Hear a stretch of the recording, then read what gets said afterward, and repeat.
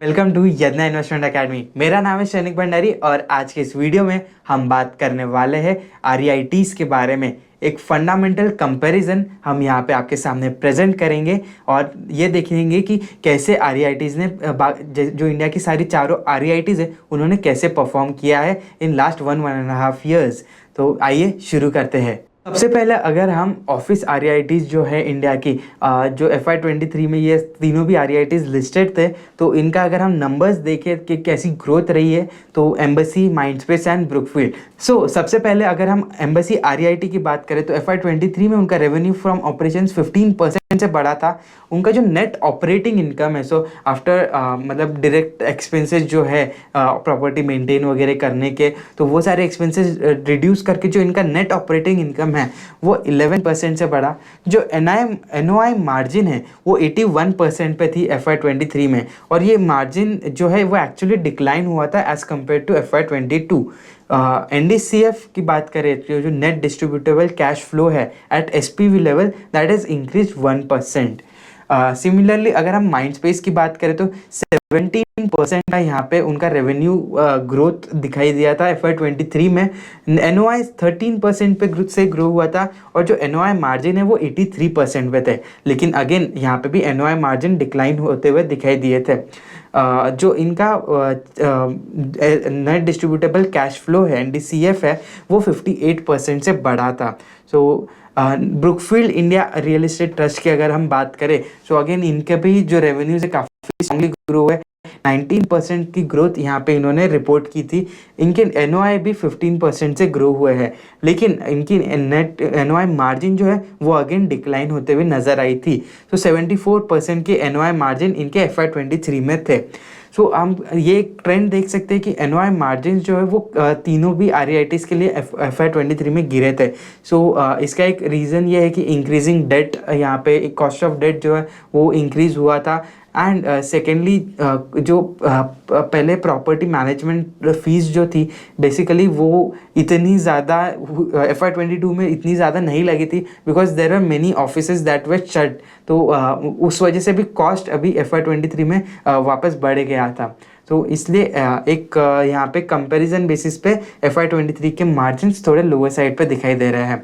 अगर हम माइंडस्पेस की बात करें तो Mindspace had earn the highest amount of NOI margin. This is a very good sign, इसलिए हमने वहाँ पे एक ग्रीन स्टार भी यहाँ पे दिया है। Mindspace does deserves a good it is best in this category for FY23। अगर हम बाकी बात करें कि NDCF एट REIT लेवल जो है वो एम्बेसी के लिए फ्लैट रहा और डिस्ट्रीब्यूशन भी लगभग फ्लैट ही थे। माइंडस्पेस के लिए जो at REIT level distributable cash flow जो थे वो 3% से बढ़े और जो डिस्ट्रीब्यूशन था वो 4% से बढ़ा था। अगर हम ब्रुकफील्ड की बात करें तो उनका 1% के डिक्लाइन देखने मिले थे बहुत NDCF और डिस्ट्रीब्यूशन में। अगर हम लीजिंग एक्टिविटीज़ की बात करें लगभग new leasing 3.2 million square feet की यहाँ पे एम्बेसी आरईआईटी ने करी थी और रिन्यूअल्स जो थे वो 1.8 मिलियन स्क्वायर फीट के थे।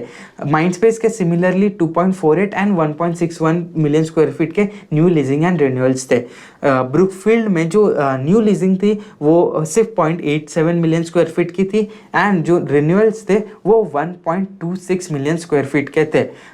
यहाँ पे ब्रुकफील्ड में हम देख सकते हैं कि new leasing were less than renewals. बाकी दोनों आरईआईटीज़ में न्यू लीजिंग ज़्यादा हुआ था as compared to renewals. Moving on to H1 FY24, last 6 months की अगर हम बात करें तो जो इनके रेवेन्यू फ्रॉम ऑपरेशन है अगेन एम्बेसी ऑफिस पार्क्स के लगभग 7% से ग्रो हुए, नेट ऑपरेटिंग इनकम 5% से ग्रो हुआ और NOI मार्जिन 1% से डिक्लाइन हुआ as compared to H1 FY23।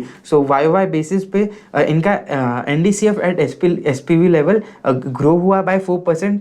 Mindspace की वही बात हम अगर करें अगेन 17% का इन्होंने यहाँ पे वापस ग्रोथ रजिस्टर किया एंड NOI ग्रोथ भी 16% का था। इनका जो H1 FY23 से अगर हम NOI मार्जिन कंपेयर करें तो अगेन 1% का डिक्लाइन यहाँ पे देखने को मिला है। Brookfield India real estate trust की अगर हम बात करें तो 20% का यहाँ पे इन्होंने ग्रोथ रजिस्टर किया एंड इनकी मार्जिन्स भी इम्प्रूव होते हुए नजर आई। 3% से ओवरऑल इनकी H1 FY24 में मार्जिन्स इंक्रीज हुए हैं। नेक्सस सिलेक्ट ट्रस्ट ये बेसिकली H1 FY24 में ही लिस्ट हुआ था। सो 19 मई 2023 को ये REIT जो है वो लिस्ट हुई थी एंड जो इनका डेटा है वो बेसिकली 19 मई से 30 सितंबर का ही रहेगा। सो 821 करोड़ का इन्होंने यहाँ पे रेवेन्यू जनरेट किया, out of which NOI was 600 crore. So 73% का इनका NOI मार्जिन निकल के आता है। अगर हम NDCF एट SPV लेवल की बात करें तो माइंडस्पेस और बिजनेस एम्बेसी ऑफिस पार्क्स इन दोनों में कोई भी ज़्यादा इम्प्रूवमेंट नहीं देखने को मिली, सिर्फ 1% के मार्जिनल गेन्स यहाँ पे देखने मिले थे। लेकिन ब्रुकफील्ड के जो NDCF है वो 7% से डिक्लाइन हुआ है, लेकिन जो डिस्ट्रीब्यूशन था वो 5% से बढ़ा है। सो अभी अगर हम देखें तो लगभग सभी REITs 100% distribution almost 100% distribution levels achieve कर रही है। So this is also good for all the unit holders of these REITs। New leasing की अगर हम बात करें सो एम्बेसी ने 2 मिलियन स्क्वायर फीट की न्यू लीजिंग यहाँ पे करी है एंड जो इनके रिन्यूअल्स है वो 0.9 मिलियन स्क्वायर फीट के रिन्यूअल्स यहाँ पे इन्होंने लीज में किए थे।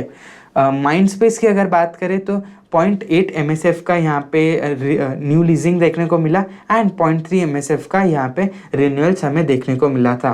ब्रुकफील्ड की बात करें तो again the renewals were 0.5 MSF and renewals were 0.3 MSF and new leasing was 0.5 MSF। अगर हम इनके पोर्टफोलियोज की बात करें, एक पोर्टफोलियो का ओवरऑल कंपैरिजन करते हैं, सो जो सबसे बड़ा जो पोर्टफोलियो है बेसिकली कंप्लीटेड टर्म्स में भी एंड टोटल टर्म्स में भी, तो वो एम्बेसी का ही सबसे बड़ा पोर्टफोलियो है।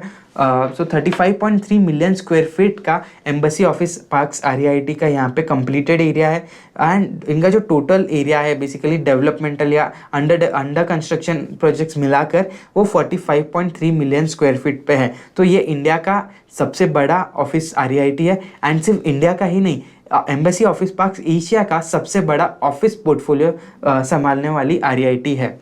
माइंडस्पेस की अगर हम बात करें सो 26 मिलियन स्क्वायर फीट का इनका कंप्लीटेड एरिया है एंड 6 मिलियन स्क्वायर फीट का इनका डेवलपमेंट पोटेंशियल है।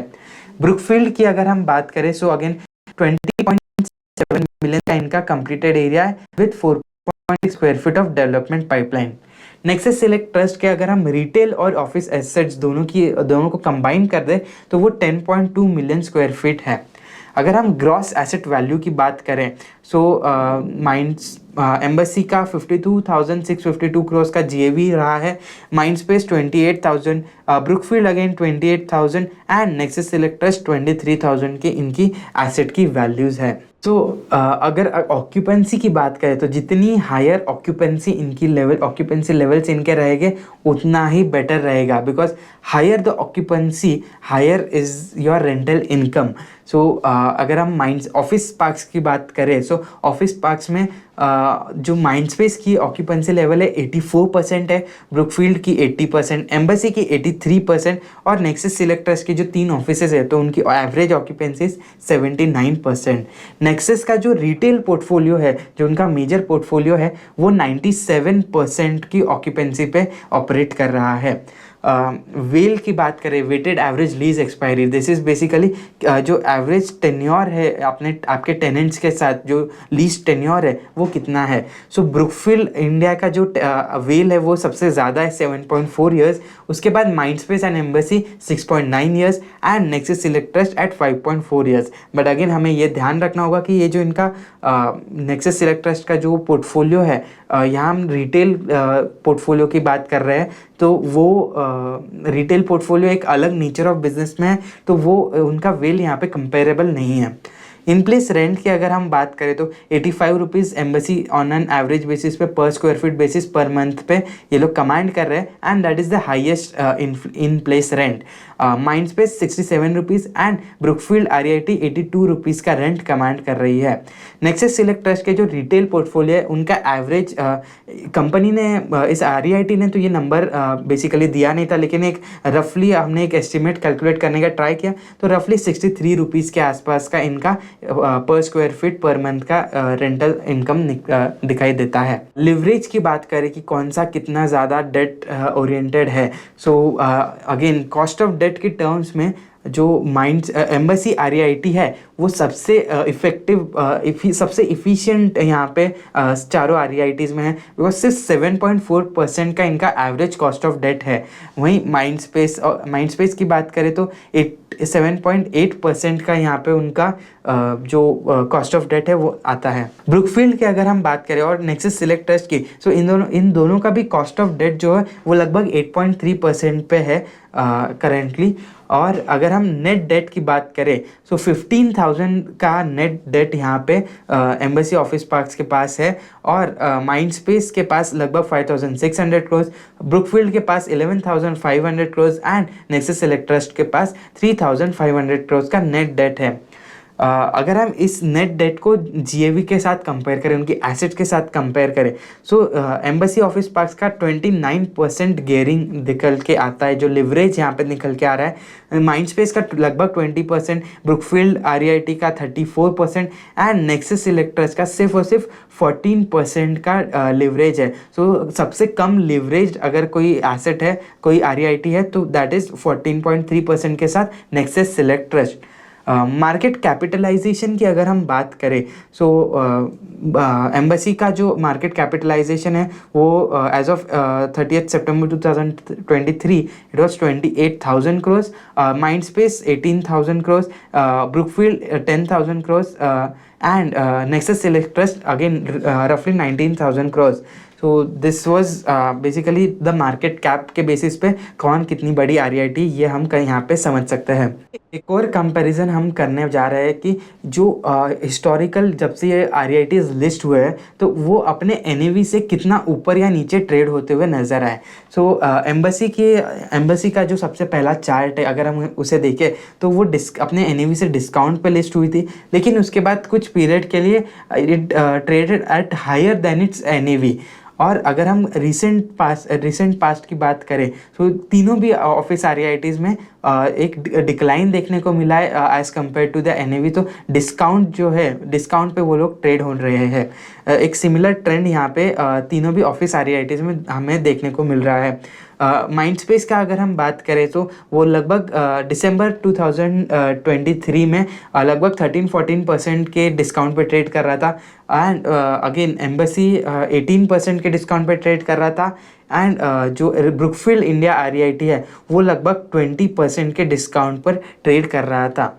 नेक्सस सिलेक्ट ट्रस्ट के जो यूनिट्स है वो मई 23 में लिस्ट हुए थे, एंड उसके बाद से काफ़ी अच्छा उनकी शेयर प्राइस में भी इंक्रीज़ आया, एंड जो डिस्काउंट है उसकी वजह से ये रनअप के बाद ये जो डिस्काउंट है वो भी काफ़ी कम हो गया, और लगभग अभी से 5% का डिस्काउंट यहाँ पे हमें देखने को मिल सकता है। So this was a comparison of all the listed REITs in India. अगर आपको ये वीडियो पसंद आया है और अगर आपको इन सारी REITs के बारे में और ज़्यादा डिटेल्ड इन्फॉर्मेशन जाननी है तो इनके डिटेल एनालिसिस हमारे स्टॉकोमीटर प्लस प्लेटफॉर्म पे अवेलेबल है।